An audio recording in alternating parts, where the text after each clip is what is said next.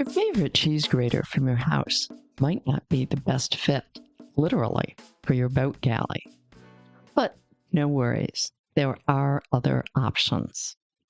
Hi, I'm Carolyn Sherlock, and on this episode of the Boat Galley podcast, I'll share my favorite grater to have on board.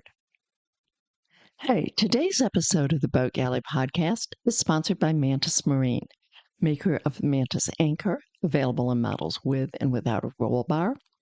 Proven to set reliably in the most challenging bottoms, the Mantis Anchor digs in like no other, making anchoring safer and boating more enjoyable. Mantis Marine brings to market practical, durable, and affordable marine products, including anchoring gear, scuba diving accessories, a wonderful new dinghy, and a rechargeable waterproof headlamp. Visit mantismarine.com and see for yourself. Okay, let's talk about graters. Once we moved aboard and began cruising in Mexico, I found I used a grater far, far more than I ever had when living ashore in the U.S. If you're not outside the U.S. or anchored out for extended periods, you're probably wondering why I used a grater so much more. Well, first, I almost never bought shredded cheese. It just wasn't available, and blocks of cheese take up a lot less room in the refrigerator. Without a food processor or blender, I hand-shredded carrots for things like carrot cake and zucchini for zucchini bread, lots of other things. I shredded potatoes for hash browns instead of buying bags of pre-shredded potatoes. I made my own breadcrumbs, etc. I found that I used mine almost every day. My first grater quickly rusted, despite being labeled as stainless steel. As with everything else on a boat, we came to learn the differences between grades of stainless. Price does not guarantee a higher level of stainless, but a cheap price usually does indicate a lesser grade. Other qualities that I came to value included, first, ease of cleaning. Without a dishwasher, it's hard to get bits of food out of the crevices.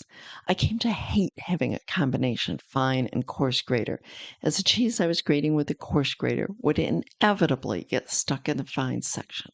It was hard to remove without using a lot of hot water and a nail brush. To add insult to injury, or just maybe injury, I'd end up with bloody knuckles as I scrubbed it. Okay, then there's the ease of use. An easy-to-grip handle, a non-slip bottom, and sharp cutting surfaces make the work go much easier. Don't underestimate the value of non-slip feet. Then there's versatility.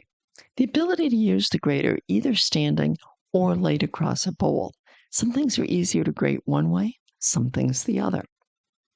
Finally, compact storage. An old-style box grater just took up too much valuable space. Flat one, or one that'll fold flat, is much better on a boat.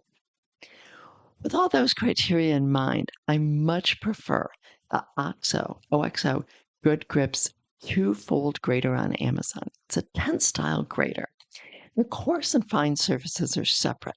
You can take the grater apart and use only the one you need, and also just use one side when you only need one. It keeps sticky stuff like cheese from getting in the fine section and makes cleanup an awful lot easier. Even if you use it as a stand-up grater, cheese doesn't usually get too badly into the fine surface. It's also got a good handle to hold. The large diameter makes it much easier to keep steady, and it's less tiring. There's a good non-slip rubber base, and it folds up for storage. It's got good stainless and a good price. Okay, happy grating. And please, hope you enjoyed this. Hope you learned something. Oh, by the way, you'll find a link to that on Amazon in the show notes. So no needing to jot this down. Just grab it there. Tell everybody you know about our podcast, please. And hey, if you feel like it, leave a review. Thanks.